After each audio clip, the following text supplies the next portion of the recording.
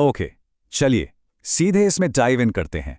आज के इस एक्सप्लेनर में हम एक ऐसी mind blowing true crime story पर बात करने वाले हैं जो किसी सस्पेंस थ्रिलर से बिल्कुल कम नहीं है। हम बात कर रहे हैं अब्दुल करीम तेलगी की।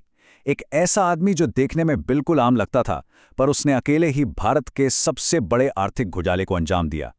ये कहानी सिर्फ पैसों की हेराफेरी की नहीं है, ये एक्चुअली एक पूरी की पूरी पैरेलल इकोनॉमी, यानी एक समानांतर अर्थव्यवस्था खड़ी करने की कहानी है। तो इस 30,000 करोड़ के फर्जी साम्राज्य का आखिर सच क्या है? चलिए पता लगाते हैं। इस पूरी कहानी की शुरुआत होती है साल 2001 के एक अजीब से किस्से से। मुंबई का मशहूर टॉपैज़ बार। 31 दिसंबर की रात थी, नया साल आने वाला था और एक अनजान सा भारी भरकम आदमी इस बार में आता है। और पता है उसने क्या किया? एक ही रात में एक बार डांसर पर 90 लाख रुपए से ज्यादा उड़ा दिए। अब इसको ऐसे समझिए कि साल 2001 में इतनी रकम से आप आराम से 25 किलो सोना खरीद सकते थे। अगली सुबह जब ये न्यूज़ अखबारों में आई ना, तो लिटरली पूरा मुंबई शहर चौंक गया था। और सबसे बड़ा झटका लोगों को तब लगा जब पता चला कि ये आदमी और कोई नहीं बल्कि अब्दुल करीम तिलगी था। एक बिल्कुल साधारण सा दिखने वाला इंसान जो खामोशी से भारत का सबसे बड़ा 30,000 करोड़ रुपए का स्टैम्प पेपर घोटाला चला रहा था। आज की डेट में कैलकुलेट करें तो ये अमाउंट और भी मैसिव हो जाता है। अब आप खुद सोचिए, कैसे एक बिल्कुल बेसिक बैकग्राउंड से आने वाला इंसान इतने अरबों रुपए के घोटाले का मास्टरमाइंड बन गया। तो इस सवाल का जवाब छिपा है तेलगी के शुरुआती दिनों में। 1959 में महाराष्ट्र के सांगली में जन्मे तेलगी का बचपन सच में बेहद गरीबी में बीता। एक छोटे से रेलवे स्टेशन खानापुर में, जहां दिन भर में मुश्किल से 10 या 12 ट्रेनें ही रुकती थीं, वहां उसने सीजनल फल बेचने का काम किया। लेकिन हाँ, उसने पढ़ाई नहीं छोड़ी। 1984 में बीकॉम की डिग्री ली, कुछ बड़ा करने का ख्वाब लेकर मुंबई आया और फिर लेट 80s में सऊदी अरेबिया चला गया। और यही वो सफ़र था जिसने उसके दिमाग के तार पूरी तरह बदल दिए। सऊदी अरेबिया में रहते हुए तेलगी ने एक चीज़ बहुत ध्यान से नोटिस की। वहां आने वाले ज्यादातर भारतीय मजदूर पढ़े लिखे नहीं थे और उनके पास ज़रूरी ट्रैवल डॉक्यूमेंट्स भी नहीं होते थे। तेलगी को अपना पहला बड़ा इलीगल धंधा यही दिख गया। वो वापस मुंबई आया और अरेबियन मेट्रो ट्रैवल्स के नाम से एक एजेंसी स्टार्ट की। यहां से उसने इन डेस्परेट और गरीब मजदूरों के फर्जी डॉक्यूमेंट्स बनाने शुरू कर दिए। हालांकि 1993 में वो पकड़ा गया, उसकी पहली गिरफ्तारी हुई, लेकिन सच कहूं तो ये सिर्फ शुरुआत थी। अब यहां पर एक बहुत ही इंटरेस्टिंग ट्विस्ट आता है। तिलगी की किस्मत एक्चुअली जेल के अंदर चमकी। वहां उसकी मुलाकात राम रतन सोनी नाम के एक शेयर मार्केट के खिलाड़ी से हुई। सोनी ने उसे सीधे शब्दों में कहा कि तुम ये छोटे मोटे फर्जीवाड़े क्यों कर रहे हो? अगर खेलना ही है ना, तो करोड़ों में खेलो।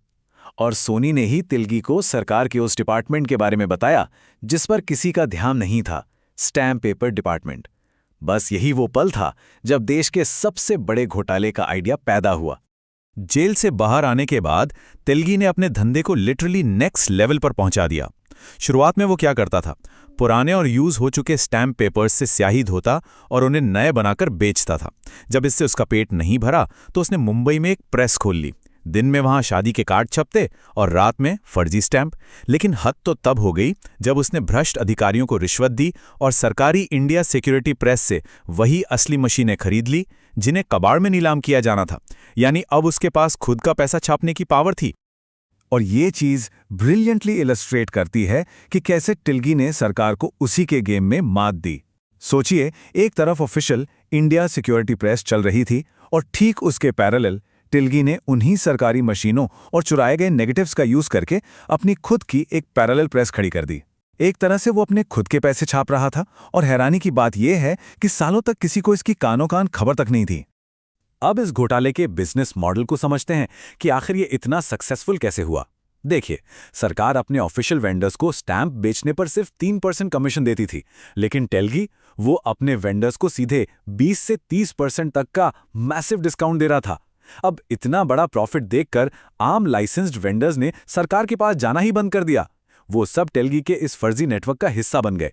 देखते ही देखते एक पूरी की पूरी सप्लाई चेन तेलगी के कंट्रोल में आ चुकी थी। और इस पैरेलल इकोनॉमी का असर कोई छोटा मोटा नहीं था। बड़ी बड़ी कॉरपोरेट कंपनियां और यहां तक कि सरकारी बैंक्स तक इस स्कैम का शिकार हो गए थे। मैं आपको एक एग्जांपल देता हूं। बैंगलोर की एक इंडियन बैंक ब्रांच ने करीब 13 लाख रुपए के स्टैम्प पेपर्स खरीदे। और आपको पता है, जब जांच हुई तो क्या निकला? उन 13 लाख में से सिर्फ 5,000 रुपए के स्टैंप असली थे, बाकी सब तेलगी का माल था। उसके एजेंट्स इतने प्रोफेशनल थे कि उन्होंने पूरे सिस्टम को आंख पर पट्टी बांधने पर मजबूर कर दिया था। आगे बढ़ते हैं और देखते हैं भ्रष्टाचार का जाल और एक सिस्टमैटिक विफलता। आखिर ये पूरा नेटवर्क लॉ एनफोर्समेंट और पॉलिटिक्स की नाक के नीचे फला फूला कैसे? अगर हम इस कॉम्प्लेक्स पावर डायनामिक को सिंपल भाषा में समझें तो तेलगी ने पावर के हर एक लेवल पर अपनी सेटिंग कर रखी थी। सेंट्रल लेवल पर देखें तो उसने अपने फायदे के लिए प्रेस के भ्रष्ट मैनेजर्स का प्रमोशन तक करवा दिया। स्टेट लेवल पर नेताओं से लाइसेंस मैनेज किए और बदले में उन्हें भारी डोनेशंस दिए। और सिटी पुलिस का हाल तो उससे भी बुरा था।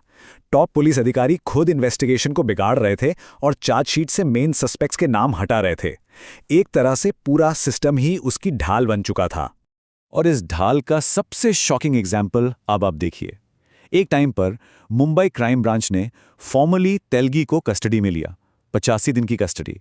लेकिन इन 85 दिनों में उसको एक दिन के लिए भी जेल की कोठरी में नहीं रखा गया। उसके बजाय उसकी 5 स्टार होटल्स और कोलाबा के एक शानदार फ्लैट में मस्त वीआईपी मेहमान नवाजी की जा रही थी। और इस सबके बदले में सिर्फ एक असिस्टेंट पुलिस कमिश्नर ने ही एलिजिडली 2 करोड़ रुपए की रिश्वत ली थी। सोचिए जरा। चलिए अब देखते हैं कि ये आगे कैसे बिल्ड होता है। सिस्टम चाहे कितना भी करप्ट क्यों ना हो, कुछ ईमानदार लोग तो होते ही हैं। एक एडिशनल कमिश्नर ने फाइनली इस इंटरनल पुलिस कवर अप का खुलासा कर दिया। फिर क्या था, बवाल मच गया।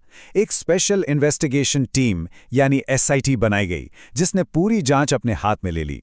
इसका नतीजा ये निकला कि मुंबई के पुलिस कमिश्नर सहित कई टॉप ऑफिसर्स अरेस्ट हुए और मीडिया के हेवी प्रेशर के चलते एक स्टेट मिनिस्टर को अपना इस्तीफा तक देना पड़ गया।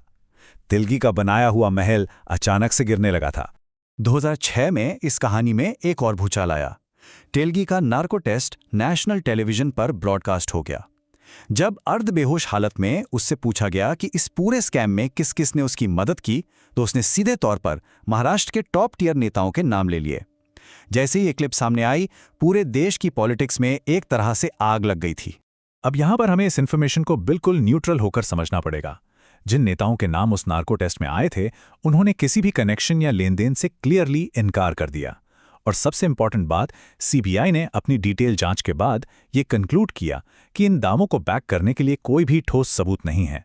उल्टा जांच एजेंसी का मानना था कि तेलगी ने इन्वेस्टिगेशन को डाइवर्ट करने के लिए जानबूझकर झूठ बोला था। बाद में तो खुद तेलगी के लॉयर ने भी एक स्टेटमेंट निकालकर इन सारे आरोपों को वापस ले लिया था। तो ऑफिशियली इस कनेक्शन का कोई प्रूफ नहीं मिला। आखिरकार तेलगी का गेम ओवर होना ही था। 2001 में अजमेर से उसकी फाइनल गिरफ्तारी हुई। 2006 और 7 आते आते उसे कई अलग अलग केसेस में लंबी जेल की सजाएं सुनाई गईं। उसका बाहर आना अब प्रैक्टिकली नामुमकिन था। और फिर अक्टूबर 2017 में बैंगलोर की एक जेल में मल्टीपल ऑर्गन फेलियर की वजह से तेलगी की डेथ हो गई। एक छोटा सा फल बेचने वाला जो देश का सबसे बड़ा कॉनमैन बना, उसका सफर उसी जेल की कोठरी में खत्म हो गया। यहाँ क्रूशल पॉइंट यह है कि इस पूरी सागा का एंड एकदम अनएक्सपेक्टेड था। तेलगी के मरने के बाद उसकी आखिरी वसीयत सामने आई। वो चाहता था कि इस घोटाले से बनाई गई उसकी सारी बेनामी संपत्ति, जिसमें 65 एकड़ जमीन, 13 फ्लैट और पता नहीं कितनी प्रॉपर्टीज शामिल थीं, वो सब राष्ट्र को समर्पित कर दी जाएं। शॉकिंग बात यह है कि इनमें से कई प्रॉपर्टीज की तो सीबीआई को भी कानो कान खबर नहीं थी। एक अजीब सा पैराडॉक्स है ना? एक मास्टरमाइंड जिसने सिस्टम के लूप होल्स का फायदा उठाकर आम जनता और बैंक्स के अरबों रुपए चुराए और अंत में अपना सब कुछ उसी देश के नाम कर गया। इस कहानी से एक बात तो क्लियर होती है कि हमारे सिस्टम की कमजोरियां ही ऐसी पैरेलल इकोनॉमीज को जिंदा रखती हैं। अब आखिरी सवाल आप सबके लिए छोड़ता हूं, भारत की इस पैरेलल इकोनॉमी के मास्टरमाइंड को इतिहास आखिर कैसे याद रखेगा? एक शातिर चोर के रूप में या भ्रष्ट सिस्टम को आईना दिखाने वाले एक किरदार के रूप में? सोचिए जरूर। आज के इस एक्सप्लेनर में मेरे साथ जुड़ने के लिए बहुत बहुत शुक्रिया।